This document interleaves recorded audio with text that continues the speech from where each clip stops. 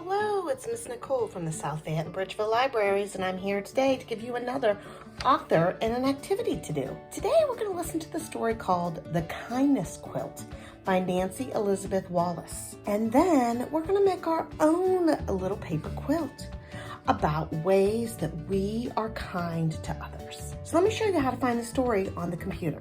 Here I am at my computer and I typed in the story, The Kindness Quilt, read aloud, and I came up with the book right here. All we have to do is press the arrow and we get to hear the story, which is about 6-7 minutes long. And it's about some rabbits and they go to school and they learn about kindness. Watch it and come on back and we'll make our own kindness square just in time for Thanksgiving. Well, that was a very sweet story. I like how the rabbits tried to find kindness everywhere they went. So they made a little quilt. Everyone really liked the girl rabbit's, how she did her quilt square. So we're kind of going to make a quilt square today. What you need is regular white paper. You need some different color construction papers. You need your safety scissors.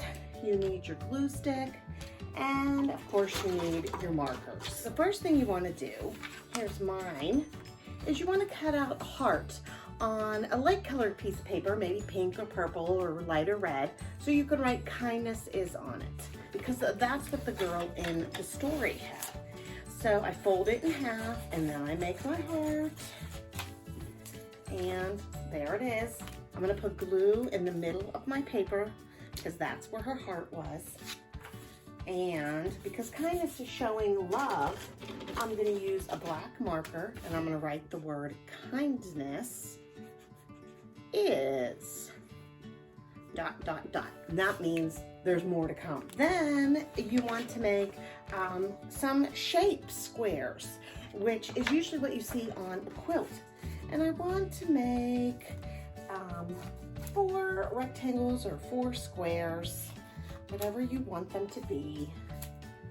And here they are.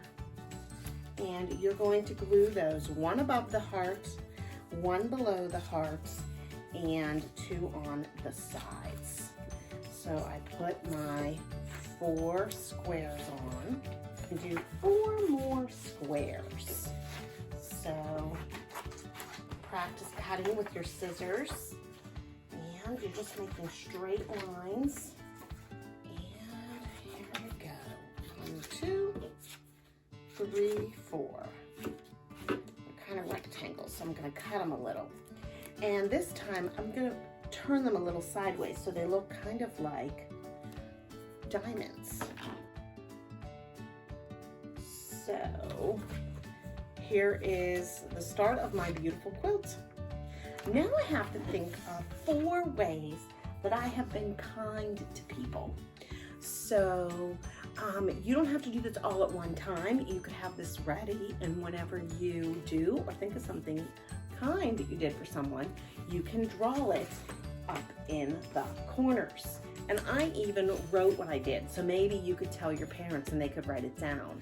So I'll show you what I did, and then you could think of some things that you're going to do that are kind, and then tell your family members so they could write it down. And this is something that you can all share, maybe at the Thanksgiving table. So I made a picture for my grandma, and I gave it to her to tell her how much I love her. She really liked it. That was kind. I set the table when my mom told me to. Doing things you're told is showing that you are kind and obedient. And here my friend fell off her bike when we were riding, so I helped pick her up. So I helped a friend up.